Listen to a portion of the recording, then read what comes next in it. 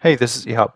In this video series, I'm going to talk about design language. And in the intro here, I'm going to start by highlighting what made this current base design to be consistent and to have elements that connects with each other nicely in a cohesive way without seeming that it's a combination of bits and pieces.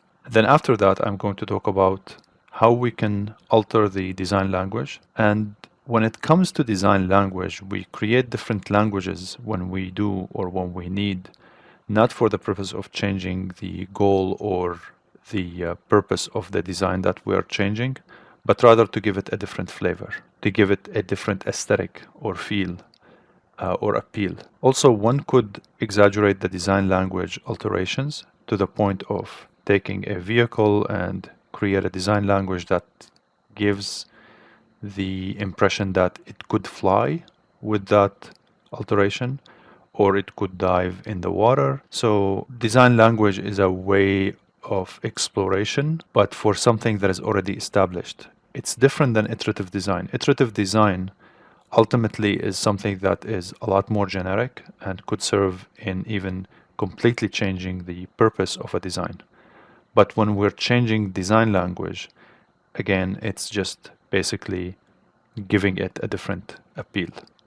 So with that said, I'm gonna get started by highlighting the key features of this design, and then later on I'm gonna go into the next clip by introducing a different design language, and I hope you find this helpful. So I'm going to highlight the design elements or curves or features that get repeated and eventually they make up the design language for this current design that I have right now. So notice the curvature here gets repeated here, also gets repeated here. I think at least that sort of explains it for now. Now, when it comes to the straps, for instance, the repetition here is predictable, which makes sense, but it's kind of interesting to maintain that kind of feel of like a boxy or kind of rectangular shape, and then you kind of have that line, so you get the same here, and you could potentially argue that even this could be an extension of that in a very, very subtle way. Another thing that I can think of, for instance, the straight line here and then curved line, same here, similar here, similar here, and here. Notice how this carries the same feel, but the straight line starts here instead of mimicking the same starting with like here.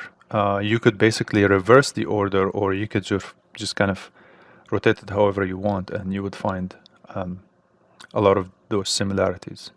And there could be some other things that I don't necessarily recall, like when I was drawing this. The goal isn't necessarily to be completely aware of these things, because sometimes, you know, as we're creating art, we're feeling the design and we're going with it, but we need to be at least in the first stages of doing design and practicing design to be aware of these choices, so we could, most importantly, deliberately replicate that. So in other words, if you're successful at doing something, you want to make sure that you can repeat it later. And the same way, if you're making a mistake, it's really important to be aware of it so you would avoid it in the future. So that's why it's interesting to find your formula of creating your design language. All right, so with that said, I'm going to go with the first altered design language, and that's going to be in the next clip.